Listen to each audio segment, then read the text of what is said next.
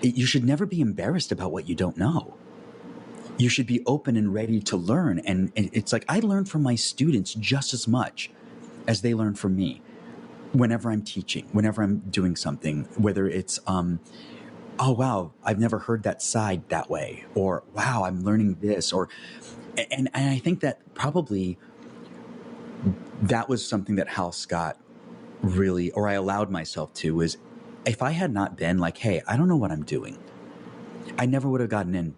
I never would have had that connection with him, and I never would have gotten, and my entire career would have been, I would have probably ended up in Los Angeles working a 9-to-5 job, probably never getting any kind of idea of what real acting and what real authentic meaning is. And I would have ended up, I don't know, maybe in casting or as just a straight stunt man, because I did a lot of stunt stuff, and then never had this wonderful artistic path by just accepting the fact that at the time I was like, hey, I don't know what I'm doing, and I'm open to learning and to growing and to taking in like a sponge. I think that was probably my saving grace. If you're a professional actor challenged by an increasingly fragmented industry, then this podcast is for you. The Hollywood Actor Podcast is an anthology made up of the stories of actors building their bodies of work by redefining themselves, reframing their goals, and reevaluating their opportunities. No matter where we are in our careers, we're always looking to be inspired and to share ourselves across our community. This podcast offers that opportunity to guests and to listeners alike as we all discover what it means to be a working, professional, successful actor. This is Jamie Young, and you're listening to the Hollywood Actor Podcast.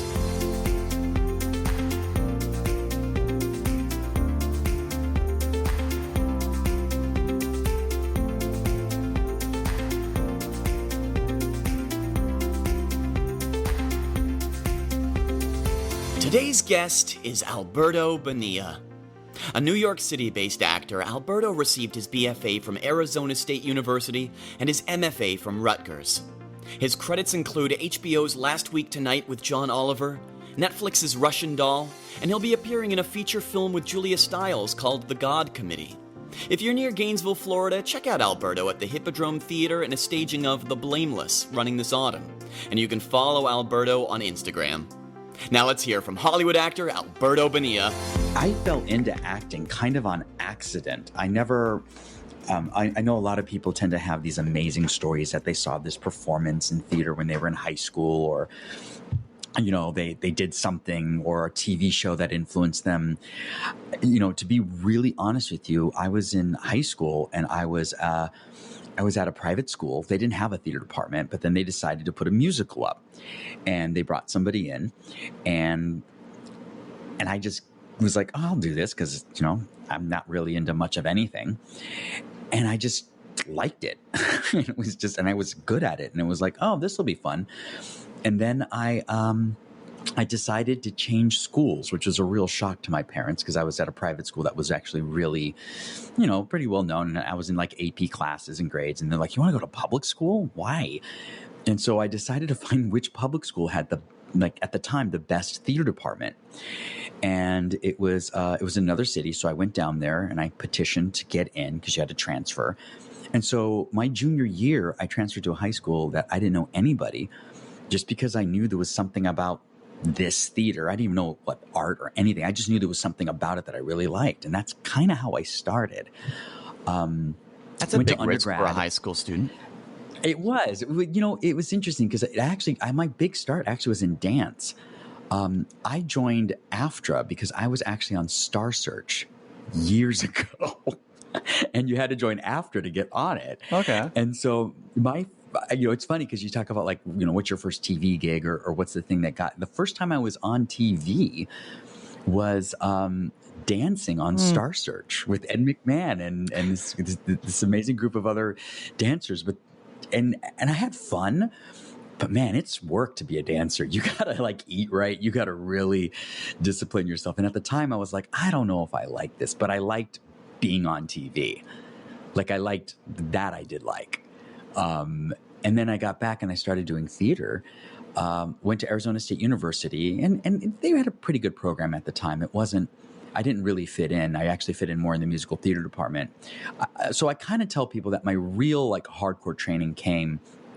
A friend of mine was auditioning, was going to URTAs, going to all these, all these MFA programs. And I had already gotten an apartment ready in LA. And I was thinking, I'll go to LA, I'll do whatever. I was really not focused in. And then I remember going to URTAs and auditioning for Hal Scott for the MFA theater program at Rutgers University. And I went in and I did my monologues, and I was horrible. Like, I really sucked. I mean, I was like, looking back, it's amazing I'm even where I am now. It was because I didn't know what I was doing. I had no clue. I thought acting was like getting up and doing clever choices and having a funny voices. Like, I had no I don't know. Can you cuss on this thing? Of course, I'm man. a New Yorker. Okay, good, dude. Because I cuss a lot. I'm a New Yorker out here. I mean, I didn't know what the fuck I was doing, dude. I was a mess. I was a clusterfuck up there. And he called me back. And I was called back by 3 schools where my friends were all called back by like 8. They had like, all these like Brown University, Washington, like all these amazing places.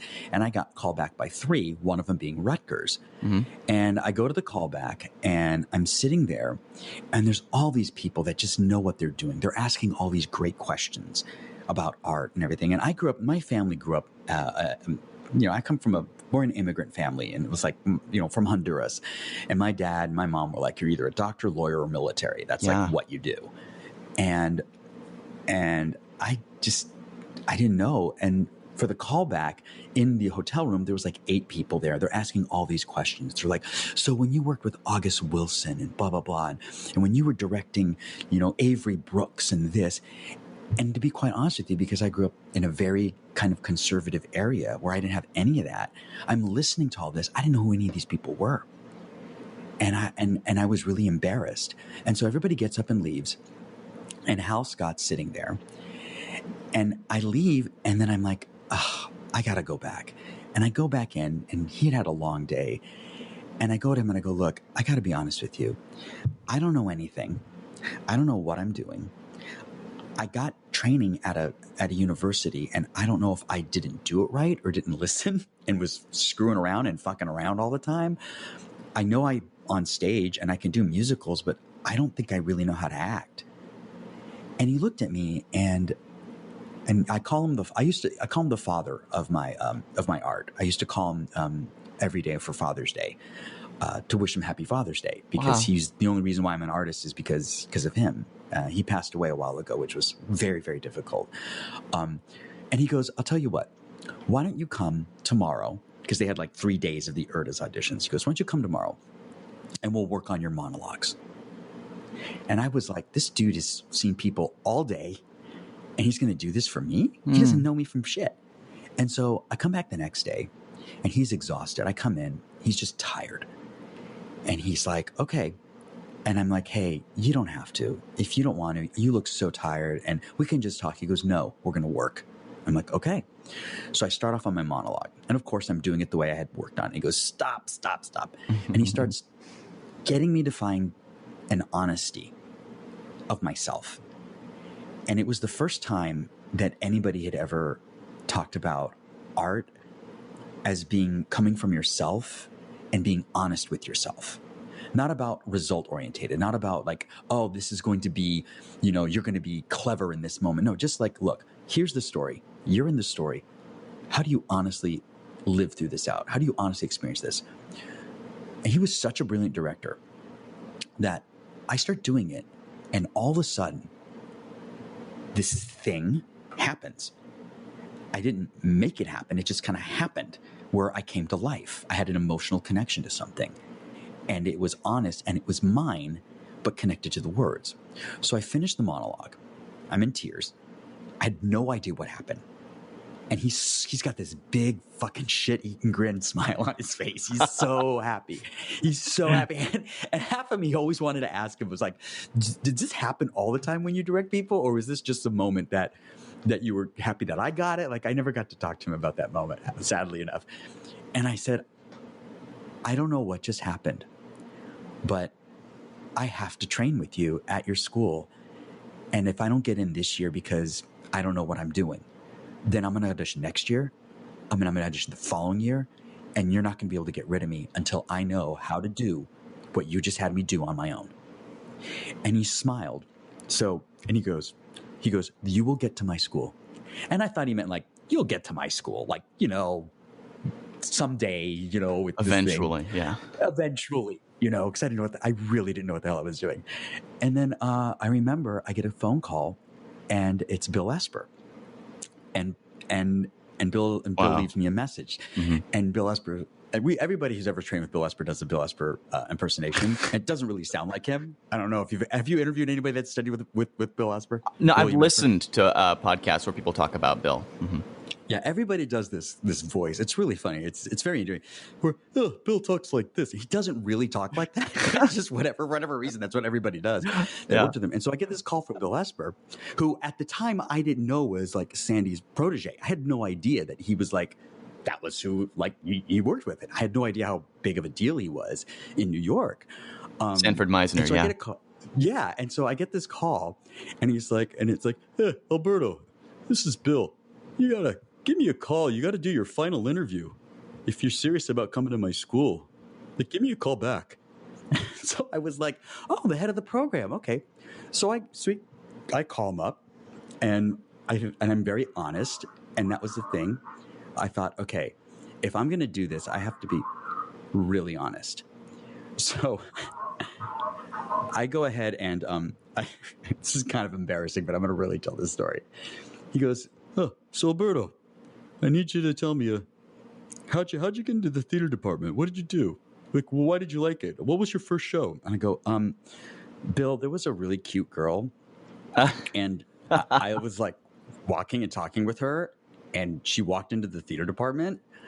And then the theater teacher was like, what are you doing here? And I'm like, well, I'm here for the club.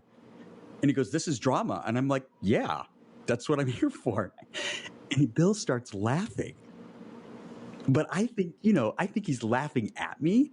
And I'm like, I fucking blew it. I'm not getting into the school. I am so not getting into the school. I knew I shouldn't have been honest. I should have been like, oh, I saw so-and-so production of so-and-so. And no, not at all. And then he goes, huh, okay. Well, that's how you got in. But now what do you want to be? And I was like, well. And then I talked about Hal Scott and all that. And then I got in. And when I went to Rutgers was the first time that I learned that acting is an art form and that there is a craft, and that especially it's not all this bells and whistles. It's really what you tend to do is you tend to actually take a part of yourself and expand it. And it's not you being another character. It's you living through something. And by what you're doing, the audience labels you as a character, but it's still you. I had to and it's like a very silly concept now when I say it, but back then it was like mind blowing. It was. And so then I studied with Maggie Flanagan, who is the mom of my art, who was really tough. She opened up a studio years ago in New York afterwards, and I trained for 3 years at an MFA program at Rutgers with. My class was really kind of amazing. We were kind of all crazy. We were all very unique, but it was hard, man. Voice and speech every day. Mm-hmm. Like movement with Lloyd Williamson, Leonard Petit, who really reminded me that I could laugh at myself and that I could be funny. And then after those 3 years of intense training, I popped out into New York. Yeah. I don't know if you have any questions about but of course I'm going to be transitioning into your experience as you transitioned from that conservatory into the job market in Midtown Manhattan. I don't want to dissect that story too much. I think it can stand on its own, but I just wanted to emphasize the fact that there's those singular moments in our lives that our lives, our careers can kind of hinge on. And I think a lot of those are those very genuine, authentic moments that we maybe can't particularly articulate, or maybe it's best not to really dissect because we're just laying our cards on the table. We're saying, I don't know. Maybe I didn't do it right. I think I think you're absolutely right. And I think that the thing is that, and I think I find this because I teach a lot here in New York, specifically film and TV, and at many different places. And I think that I use Bruce Lee's quote about you got to empty your cup before you can fill it. Mm. And I think that when you're honest with yourself about what you want and what you don't know, you should never be embarrassed about what you don't know. You should be open and ready to learn. And it's like I learn from my students just as much as they learn from me whenever I'm teaching, whenever I'm doing something, whether it's, oh, wow, I've never heard that side that way, or wow, I'm learning this, and I think that probably that was something that Hal Scott really, or I allowed myself to, was if I had not been like, hey, I don't know what I'm doing, I never would have gotten in. Yeah. I never would have had that connection with him, and I never would have gotten, and my entire career would have been, I would have probably ended up in Los Angeles working a 9-to-5 job, probably never getting any kind of idea of what real acting and what real authentic meaning is. And I would have ended up, I don't know, maybe in casting or as just a straight stunt man, because I did a lot of stunt stuff, and then never had this wonderful artistic path by just accepting the fact that at the time I was like, hey, I don't know what I'm doing, and I'm open to learning and to growing and to taking in like a sponge. I think that was probably my saving grace. But you took that first step of communicating your inner truth to a person, not trying to sell yourself, not trying to transform yourself in front of that person into who they wanted to, that product that they wanted to buy, exactly. That relationship they wanted to have. But you were just honest. You were communicating. Yeah. And those are the basic tenets of acting. I think those hold true across the spectrum of work and life. But I think especially for acting, being open, being vulnerable, communicating those things are the bedrock to, and communicating them for the first time as well, are the bedrock to acting. Absolutely. And for me, in my point of view, is also you have to really know yourself in ways that I think that pedestrian people don't need to. A lawyer doesn't need to go and imagine what it would be like for their father to have cancer or to die of AIDS or to suddenly become an alcoholic, or like those are things that in the imaginary world that we sometimes, when we get a role or when we're researching a monologue or doing or going on what I call the rabbit hole. Yeah. When you go down in your imagination, you go down the rabbit hole. And you, when I tell my students all the time that you cannot let morality dictate the rabbit hole. You just have to go with what happens in your imagination. So if I start to imagine my dad dying, and then I go, oh, no, that's wrong, and I should feel guilty to think my dad would die in that way. It's like, no, this is just an exercise of your imagination to find how you would honestly feel, how you would really react. And when you find that and you open yourself up to that, you discover more about your honesty, your feelings, your buttons. I call them buttons. Like every actor has buttons. We know where to go for this and that. And it's hard because most people walking around, it's so funny when you watch here in New York, when you see somebody, you can always tell an actor's got an audition when there's somebody there and they've got their staple thing and it's like highlighted. But even more is when they're staring off and they're like talking to themselves and they're getting themselves to cry or they're getting really upset. And it's just somebody random. And I love New York because nobody gives a crap in New York. It's like people are crazy in New York. People do crazy things in the subway. Yeah. But they're going down that rabbit hole for themselves. And it is that honesty. You have to really know what makes you mad. Not what you think makes you mad, but really does. And the only way you know that is when you open yourself and you're honest and it affects you. And then the reaction is behavior. When you have a behavioral, visceral reaction, then you know you're going down the right rabbit hole. And maybe another way to say that is that we're removing judgment from the experience as well. Yes. Judgment's a better word than morality. I think that's a touchy word. I think judgment is better. You're right, because I think it's like I shouldn't feel bad that I'm imagining, what it would be like to do this. Yeah, judgment's a better. Removing judgment and allowing yourself to go down there. That's the other side of the coin. I had an acting coach that said awareness without judgment. That was kind of his mantra. That we should be that observant, that detailed, but then not have those ideas about what we were seeing or what we were perceiving as being anything other than those facts, those feelings that were existing in us in those moments. Absolutely. And, it's interesting because I think one thing that, since I'm always a very up and happy person, I tend to be very positive. I'm, if people follow me on my Instagram, they always see me throw quotes up there because I have a lot of students that follow me, and I'm just trying to feed out that positivity to the world because I believe that it comes back in many forms. Yeah. But for some people, going down the rabbit hole, the harder thing isn't, oh my gosh, what would happen if my dad did this or had a car accident. For some people, it's really hard to think about what would happen if I was really in love. What would happen if I was really happy? Other people have different things that they're scared of, or they have a judgment on, or if they, what would happen if I did make the right decision with this boyfriend or girlfriend or husband or wife? And it's interesting. I think judgment is a much better word because not everybody, some people have a lot more harder time with being happy than being sad. Some actors like, oh, I can cry in a heartbeat, or I can get down there depressed. And then it's like they get a love scene and they're supposed to be happy. And they're like, I don't know what to do. I can't do this. I hate the world right now. Yeah. Yeah, they're not being honest with themselves in that moment, or maybe they always judge themselves during those feelings in the real world. Absolutely. And those are things that they have to work on in therapy and in drama school. Exactly.